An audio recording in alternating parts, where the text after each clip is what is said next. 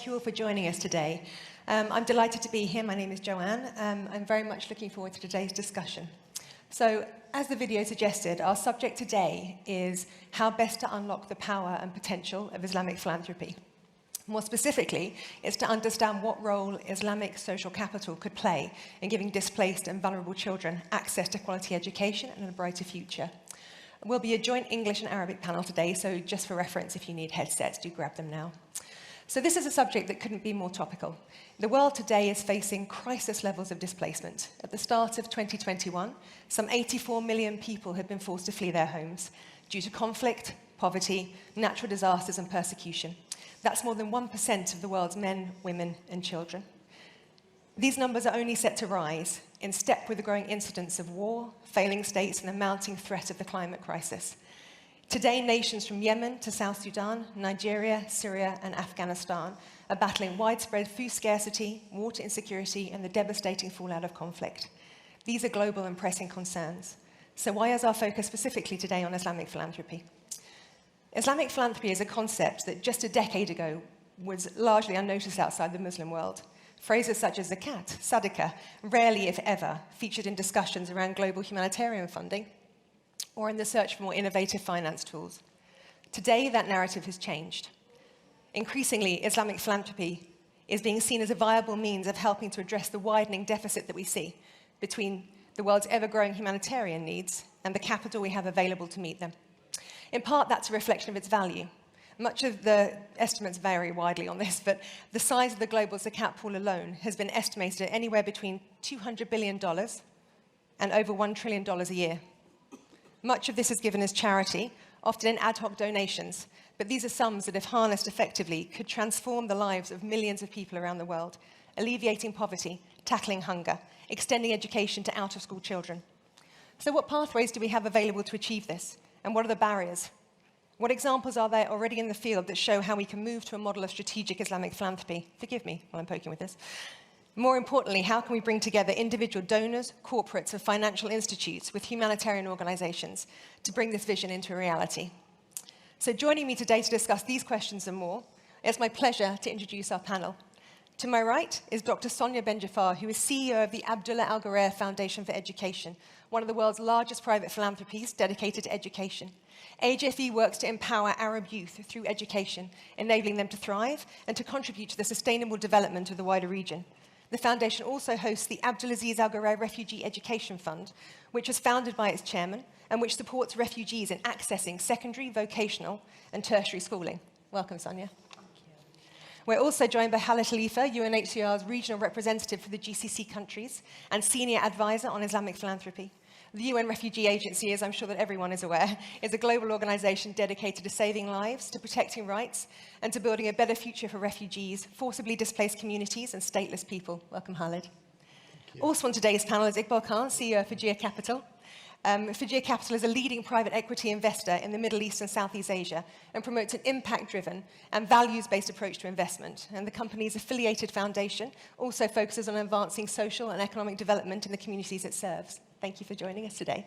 And I'm also delighted to welcome His Eminence, Dr. Ahmed Al-Haddad, member of the Muslim Council of Elders, Grand Mufti of Dubai, and director of the Fatwa Department at the Islamic Affairs and Charitable Activities Department of Dubai. Thank you very much for joining us, Your Excellency. And closing out our panel today is Dana Jawad, who is Programs Manager at Dubai Cares, a UAE-based global philanthropic organization. Dubai Cares works to provide children and youth in developing countries with access to quality education through the design and funding of impactful and sustainable and scalable programs. Thank you very much. Thank you all for joining me. So we have around 40 minutes left to us, so let's jump right in with a series of questions for our panelists, and then I'll open the floor to questions, time permitting. Khaled, I'm going to start with you, if you don't mind. The Muslim world is disproportionately affected by major humanitarian crises, which directly links to the information that we saw earlier in the video and the numbers that I spoke about. What can you tell us about the scale of the needs and what role you feel Islamic philanthropy could play or is playing in meeting them? Thank you very much. I hope you all can hear me. I will speak in Arabic. Bismillah ar-Rahman ar-Rahim. In the name of God Almighty, the most gracious, the most merciful. The question here asked about the number of refugees and displaced all over the world, which reached, in my opinion and the opinion of the United Nations, more than 84 million people. A huge number, definitely. But as we say, it is not the number in itself what matters, but what matters most is the distribution of this number on the countries of the world. 60% of these figures come to the countries which is part of the Islamic organization. There is no proportionality in the distribution of the aids. Most of the problems, huge problems regarding displacement, is linked with Islamic countries or members in the Islamic organizations, Syria, Afghanistan, Yemen, Somalia, and other countries. At the same time, the Islamic religion, perhaps it is one of the first countries that speak in details about the social takaful and its tools, and it's the only religion where it has more than 20 tools for social takaful, such as Zakat and Sadaqah and Waqf, or endowment, and so on and so forth. We wanted to provide a platform through the UNHCR to link between those who have the capability of helping and those who are in need of help. And the main reason behind that is the lack of help all over the world. We have focused on the Zakat fund, and we are turning now to other tools such as endowment and other Islamic funding tools.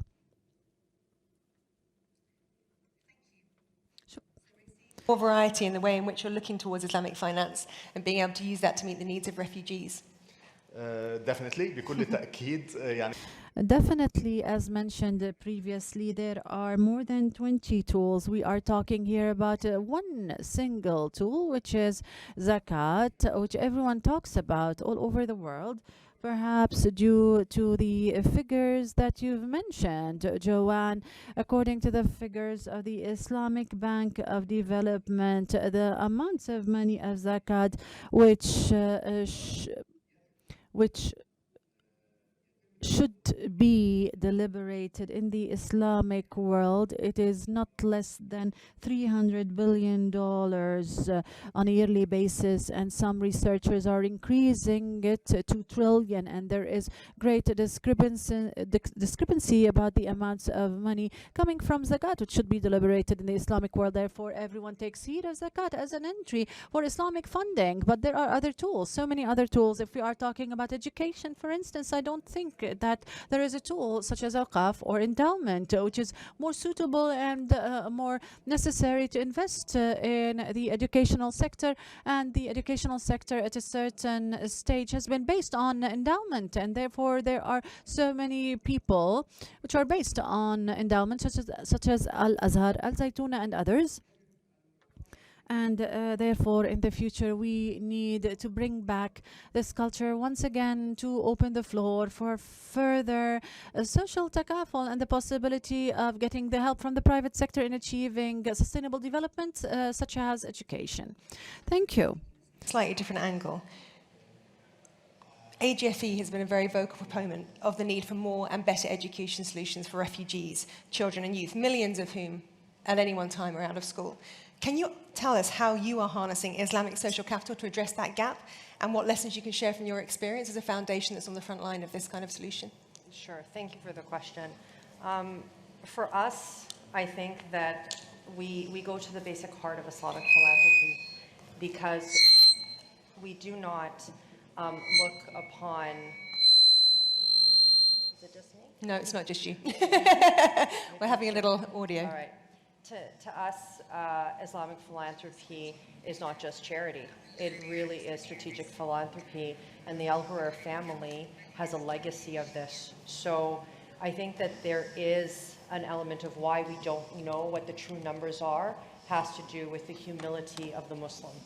the humility in the religion is about, giving without saying anything, giving from your heart because it is the right thing to do as a human being. But as we move into the space where we are so networked globally and the needs are dire, strategic philanthropy has got to be the way forward, not giving modestly in terms of how we speak about it, but still being able to do big impact together. And that's what the Ghurair family has done. So His Excellency Abdulla Al Ghurair's Refugee Education Fund, and we saw a video on that earlier, what he did is he gave his Islamic financing towards it, but what he did is say this money is going to go for refugee education, specifically in these dire circumstances where less than 5% of secondary school refugee students are actually in secondary school, therefore collapsing the pipeline towards tertiary education. He really did assess the problem, and he gave it the same business acumen as he would anything else, and made sure that there was sustainable multi-year financing from Zakat funding, from different Islamic funding, but looking at high impact rather than quietly giving and just hoping that it would have an impact. And I think that as we move forward, we're going to see a lot more of that. And it doesn't mean we're always going to know the numbers, but I think that we do need greater strategies. And to me, from everything that I understand and what we've been living, is it's just good philanthropy, period. It's lean, we have low operational costs because most of the money goes directly to beneficiaries. And that just should be how philanthropy is run, not just Islamic philanthropy. There's a lot that the world needs to learn from Islamic philanthropy. And do you feel that you would like to see more Muslim philanthropists solidify their giving through these kind of giving vehicles? Or would you like to see more collaborative funds in which they can buy into? I think there's a slight difference because obviously you've created an innovative platform for that. Yeah, the Global Muslim Philanthropy Fund with the Islamic Development Bank and UNICEF was created for that purpose. I think that we're going to need a diversity of solutions for the diversity of problems and communities that we have. The Refugee Education Fund is a private fund. The Abdulla Al Ghurair Foundation for Education is a private foundation fund from His Excellency's father. Again, focusing a different way on different solutions. And the Global Muslim Philanthropy Fund was to galvanize philanthropists who may not be able to give all of that time and strategy, or who decide that it's already being done well somewhere else, why reinvent but the just wheel? want to direct it. And we just needed the diversity of solutions, respecting the tenets of Islamic philanthropy, which again, I go back to, I wish that other institutions who are not governed by these would just follow them because they're just good practice. I think that leads us neatly into our next question, which is looking at this from a slightly different angle. Islam has a rich history of scholarship and debate, and there is not always consensus on how zakat should be raised and then spent. Your Eminence, how can we use the power of fatwa and progressive scholarly opinions to help build towards this more strategic model of Islamic philanthropy? Dr. Ahmed.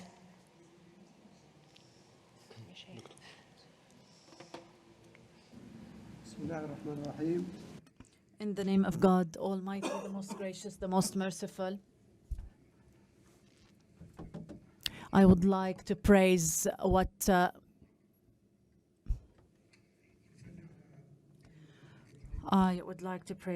Khalifa has said when it comes of the role of zakat in social takaful in Islam.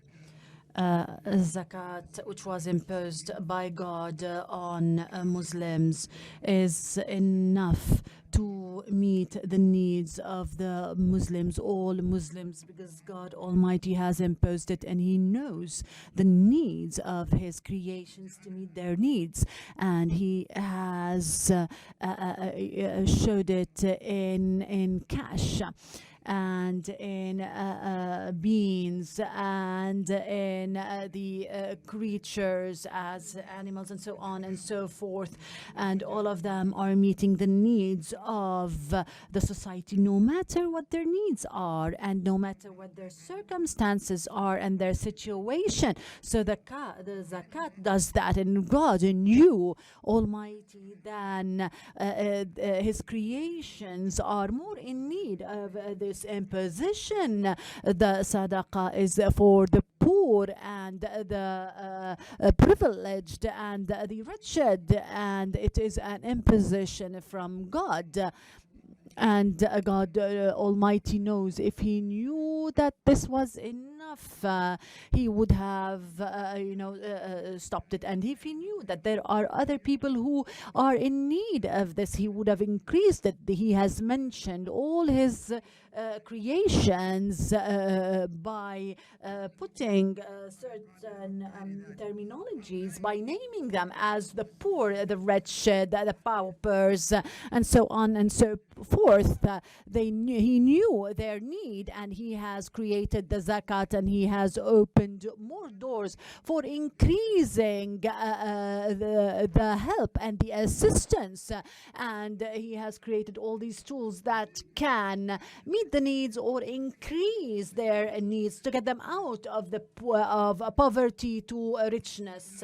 Zakat is to get out of the poverty to richness, so that they themselves would start helping and assisting.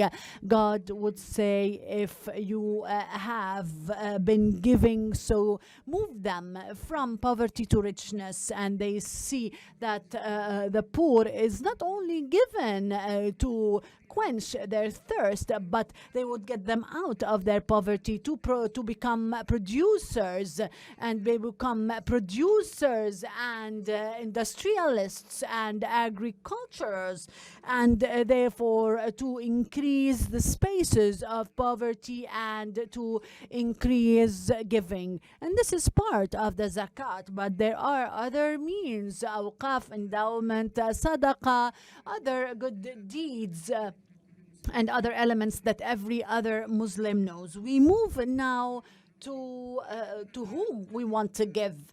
Our needs now is about those refugees which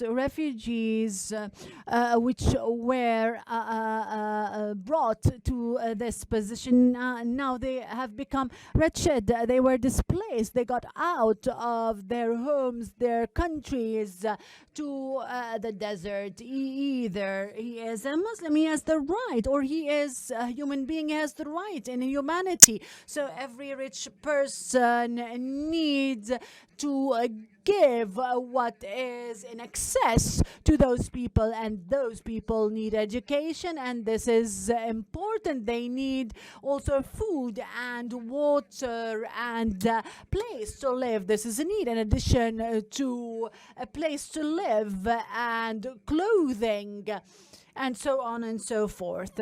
But education is the main element to get them out of this poverty. All these efforts exerted in helping out in education to get them out of poverty to richness and to production. This is important. Education is the basis of every good. They are in need of education as their need to food, to clothing, to a place to live, and so on and so forth. So every person who has the ability to help those people to achieve this thing, which is education. And you know what education is? It's a vital importance. Education in our Islamic principle is a great thing.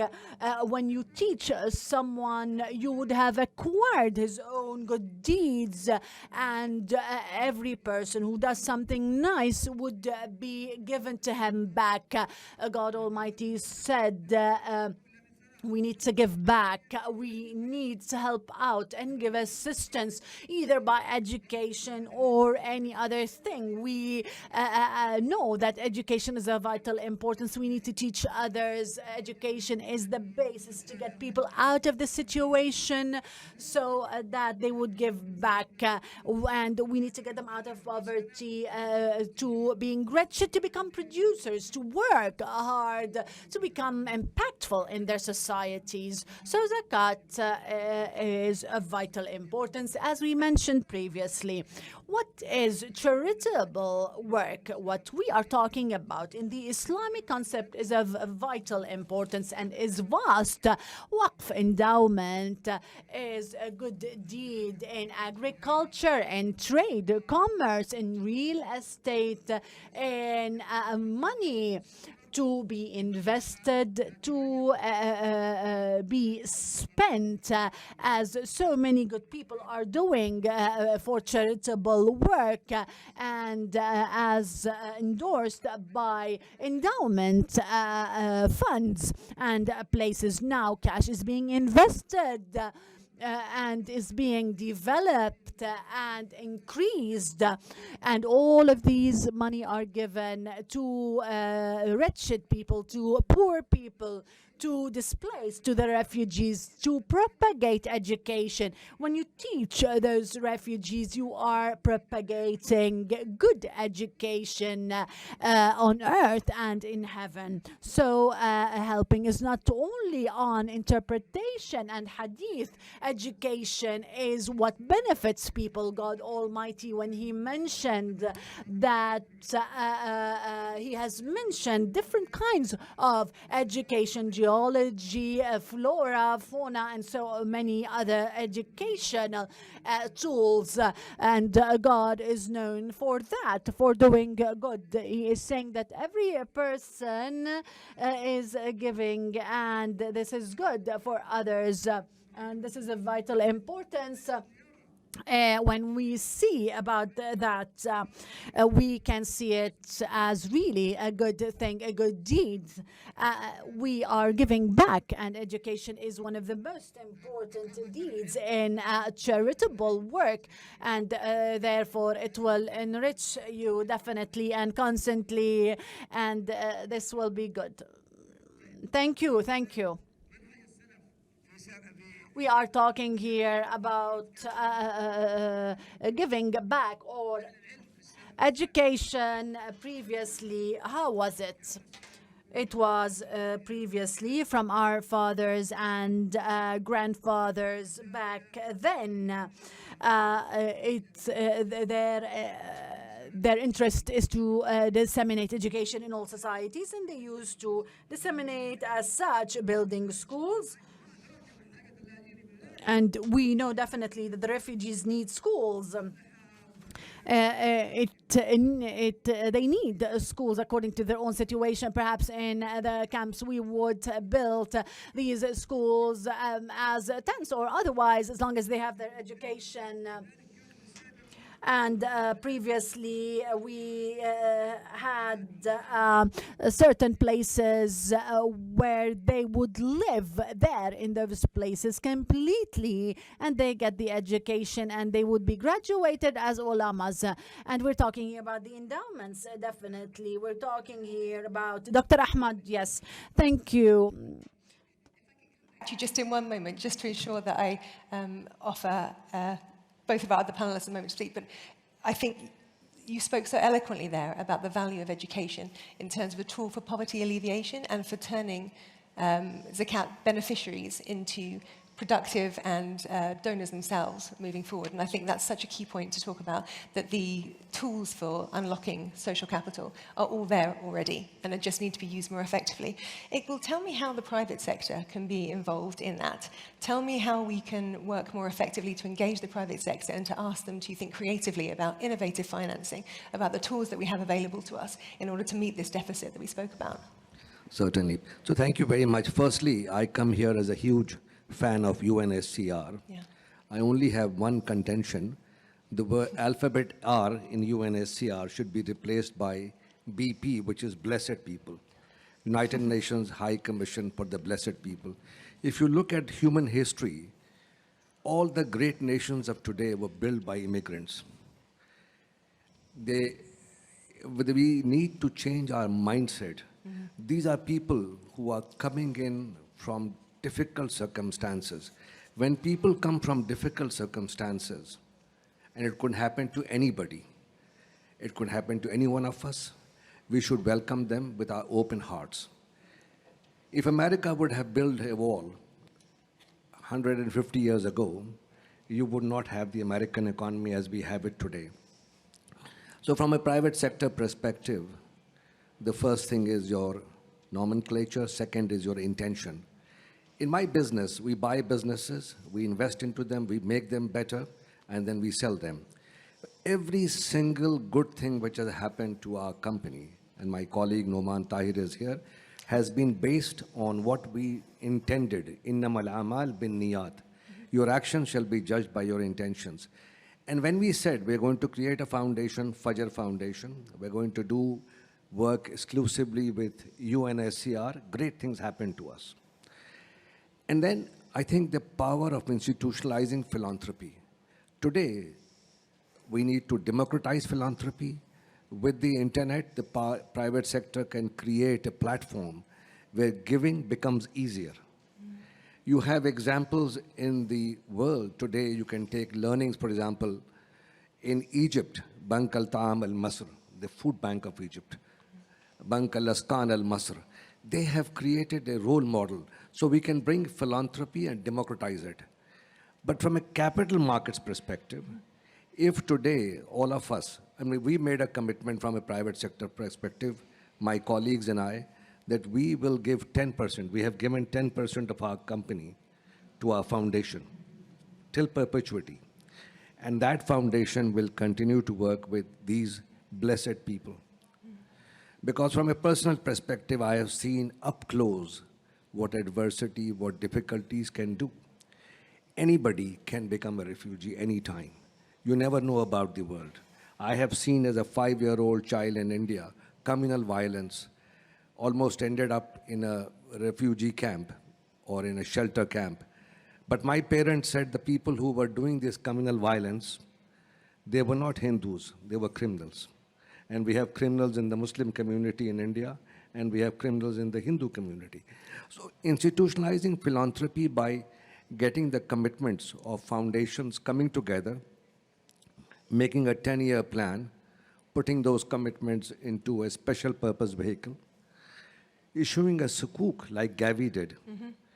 And that sukuk can bring us today the resources which are required by these blessed people so that their educational needs, as the Mufti talked about, their medical needs can be met.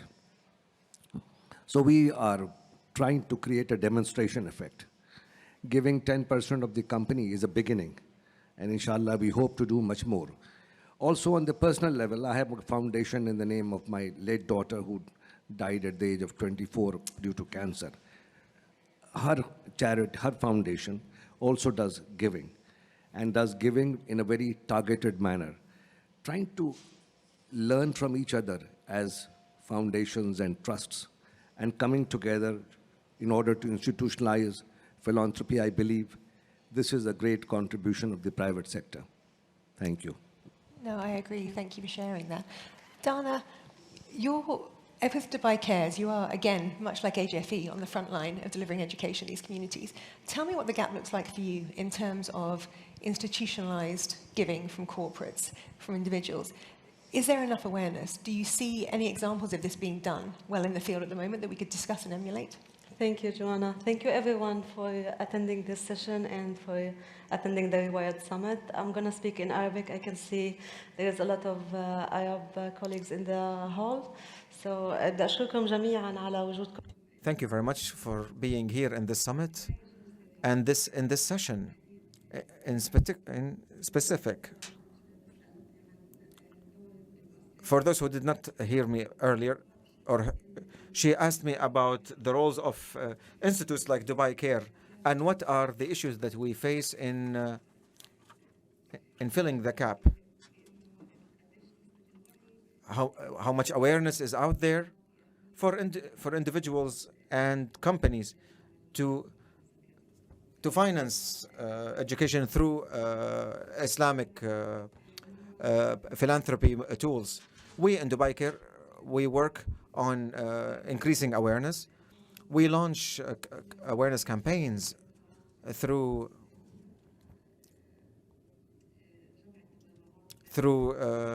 the authority of or through fund gathering, and we try to spread awareness and about the importance of donations for education and how critical a topic it is. We don't do this alone. All of our partners should be on board, and our partners are all attending here with us in this hall. We have representatives of Islamic affairs and charity works, philanthropy works, who were one of our main supporters to implement Zakat and Sadaqah programs to fund refugees. We would like to extend our thanks to everyone that through that partnership we were able to finance, or rather to implement, the first program, educational program through Zakat funding, together with the UNRWA from and some of our colleagues here from the UNRWA are here with us today to in which we were supporting Palestinian refugees. We were able to, of course, through our various partners of Dubai Care, they brought their money and invested in financing school children in the Gaza in Gaza, and of course, any investment in children would be echoed back or we would see its reflections and impact on the society and the international scene as a whole. The UNHCR and Khaled Khalifa here, we would like to thank him for his intervention earlier today. They are here and they need us to be together, aligned together, to call on everyone and to encourage everyone to invest Zakat money and Sadaqah and Waqf money to support education, and specific here for refugees that represent all the categories that have been discussed by the Grand Mufti, whether they are the poor, the displaced, the homeless, refugees that are unfortunately on the increase. They are all of them, and if the Grand Mufti agrees with me here, they are all part of this category, and they are more entitled to Zakat and Sadaqah and Waqf money. And I'm going to repeat here what has been said by the Grand Mufti, because you should help another human being either because they are a Muslim, where Zakat is a must for him, or a human being that requires your aid and support.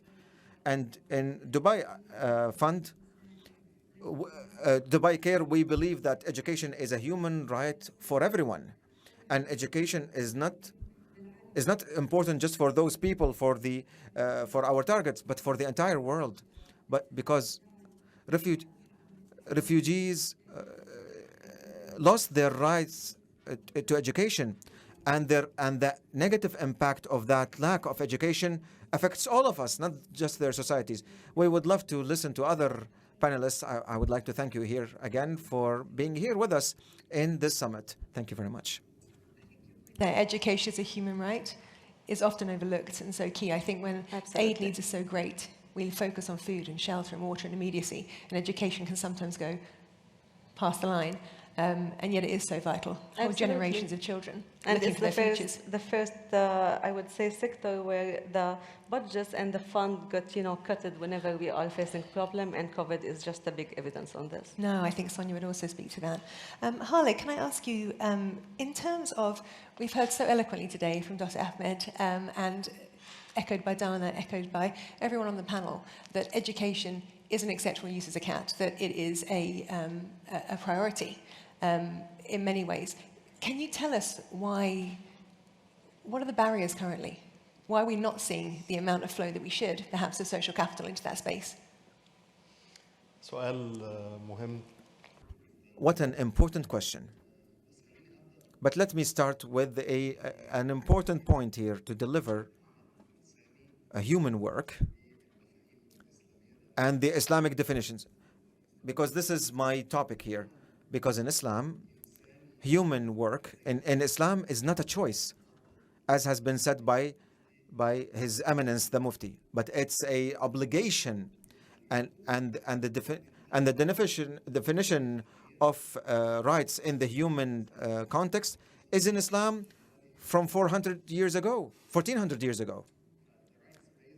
So the rights-based approach that is based on rights is in its original form an Islamic definition or concept. If we are talking about the barriers for education to refugees, first, the number of refugee kids that are in the primary and secondary stages have reached 7 million children from this massive number or figure that we mentioned earlier. And this is just from the refugees, not just the internally displaced. Those 7 million, the percentage of those that are enlisted in schools is pretty low when you compare it to their peers, because refugees might prefer or might set the priority for their livelihood first. Sometimes they need to send their children to work on their behalf. So the idea here, or the main concern here, is not the education itself, but because you might have the infrastructure, the schools, but the kids cannot go to school because their parents need money, so they send them to to be part of the workforce from an early age. Or there are no, for example, female schools available. If we bring them to the high school, if we're talking about high level or secondary school only, and post or rather to university education, only 5% of refugees end up being enlisted in universities. Only what? It's such an unaccepted figure at all. 95% of young refugees cannot enter universities because they don't have the opportunities or no universities or even the legal environment that allows them to join universities. And thus, they have no hope in the future. And this is a timed bomb. We're talking here about millions of refugee youths that don't have the opportunity to be part of the university education. And I was in the King Abdulla University in Saudi Arabia and talking about postgraduate degrees. The percentage is negligible. It's such a low figure that we cannot even consider it. I know that we are short on time. I just wanted to emphasize that a refugee face very different difficulties than a normal person in difficult times. Absolutely. Ahmed, I would like to give 1 second just to ask the audience for questions, and then I wanted to give you a moment to wrap up, because I think you spoke so passionately earlier, and I think that it's key to finish that thought. But I did just want to ask if there are any questions in the audience, if anyone has... gentleman in front of me, 2. Do we have any microphones, please? Directly in front of me. 3 or 4. Sorry, the gentleman in front of me was first. Thank you, Iqbal. Sorry, just in front here. There we go. Please. Ibrahim Safadi from Luminous. I want to just share a story. We are providing education for refugees. And when I started this in 2015, we received 10 scholarships from a Syrian man in the US. I went and asked one of the students. He received a scholarship. If you don't have it, what you would do? He told me, I was planning to go to Libya and hold a gun. Wow. He was in his way to Libya and hold a gun. Today we raised 24,000 scholarships with UNHCR, with Abdulla Ghurair Fund. And day before yesterday, I was in Doha, and I was having coffee outside. For one participating in the conference, he came to me, Mr. Ibrahim, my students, I received scholarship from Gaza, from Abdulla Ghurair scholarship program, and he is receiving salary of $4,000, where he graduated in 2000, just recently. Ibrahim, I don't want to rush. I just want to. I want to say that the impact of the like is much bigger than only educating people. It's we're protecting ourselves by supporting those.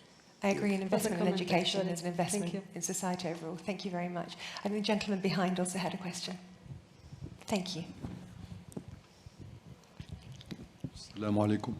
سؤالي Peace be upon you all. My question is for the Dr. Khaled and His Eminence Ahmed. As Islamic countries have helped different countries in the world, in Africa and various other places, shouldn't we expect the world to support us in protecting our Muslim brothers and sisters in India, in China, and East Turkmenistan, and of course specifically in the occupied territories of Palestine and the dissected West Bank, and of course in other places where Muslim properties are being literally occupied, taken away from their owners? Isn't that part of being good back to us? As we've helped them, they help us.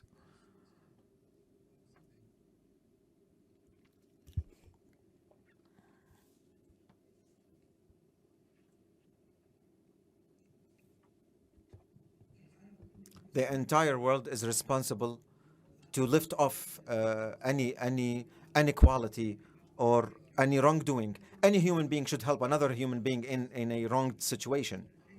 But when we are talking here about how to take or to remove refugees out of their poverty situation, I recall a late sheikh that did massive efforts in Africa to spread education, to provide education. In Africa, and specifically, he established schools, universities for those impoverished societies, and in short time, those who received the education became ministers, doctors, engineers, and impoverished societies. The idea is not just to provide them. When you provide financial support to these societies, you don't just provide mere financial support, but you actually give them hope for the future. You take them out of the poverty circle. We should help people to the main way to take people or to save people from poverty and any other issues is through education, by setting up schools, universities, and of course university hospitals to graduate doctors and medical careers. Medicine is one of the main pillars of human society and survival, because a doctor would immensely help their societies and themselves, of course. And God asks the rich, how are your poor brothers doing? That's your responsibility. I'm afraid we're out of time, but I'm sure this conversation... Can we fit one more in? Wonderful. Okay, sorry. We have two here. Thank you. Please. Assalamu alaikum wa rahmatullahi wa barakatuh for this wonderful panel. It was very informing and very informative. Thank you all. I have a question. It seems that there is a mismatch with what we call in banking ALM, but not asset and liability in this case, but asset and liability. There's a mismatch between the amount of funding which is available worldwide, estimated between 200 billion to 1 trillion per year, and the number of causes and the number of refugees and blessed people that we have on hand. So what is the missing link? Do you think that we have impact investors, we have the causes, but what we're missing is actual special purpose companies who would be specialized in actually addressing specific needs of the refugees, whether education or food and all these things? Is it the missing link? Do you think any of the panelists would think about this? I think I might pass this to Iqbal, actually, in terms of asking what is the missing gap between if we have the pool of funding and there is a need available, what is the bridging mechanism that we are missing? Thank you very much for your question. Well, I think we need platform to intermediate capital to good causes, platform in the internet space and platform in the institutional space, plus using the capital markets. So all the 150 foundations in the Middle East getting together, or the world, and making a long-term commitment, putting those long-term commitment into a special purpose vehicle and issuing a paper so we can have the funding today to meet all those causes. Thank you. Thank you. And I think this lady here also had one more question, and I will stop. I'm running over. Okay. Thank you very much. Thank you very much again to the esteemed panelists for the conversation we've had today. I think very interesting. I'm Grace Atkinson, and I'm working for an organization which supports Syrian refugees in Lebanon and across the world. And I guess hearing this conversation, we're seeing a lot of the Islamic philanthropic funds go to the UNHCR and the bigger organizations. So my question is, what advice would you give to the smaller organizations who are doing such important work on the grounds to be able to actually go ahead and try and access these funds? I think, Dana, Sonia, if you don't mind, I will ask you to answer that, because Dubai Cares obviously postures a lot of funding through frontline organizations. Is there any advice that you can give? Of course, absolutely. As I mentioned before, when Dubai Cares wanted to implement programs, our first kind of challenge was to the awareness and how how much encouraged our donors were to put their money, their zakat money, specifically zakat, because as you may know, zakat is the sensitive part in this, into the education program. So as an organization who's committed to provide quality education to everyone, and of course refugees, we had to design programs in a way where we can, be still eligible for the zakat and the sadaqah donations, but in the same time being able to use and leverage this fund for educational programs. So I would say my recommendation would be that we need to understand exactly what's the zakat, sadaqah, and waqf. What is exactly the rules behind this, and this is why today we're having such a panel, and then just try to design programs which can be where you can leverage this money for education for refugees. And my last point would again be, it was also the first one, is the awareness and encouraging donors and individuals and the private sector to put their money for education. Thank you very much. I do have to close now because we have another session starting, but I'd like to thank everybody, all of our panelists, the audience, the wonderful translators for coming along today and listening to it. I think there's a lot to build on and engage on, and Grace, I would also urge you to speak to Sonia afterwards if you can, because I think she'd also be able to help with this. Thank you very much, everyone. Much appreciated. Thank you so much.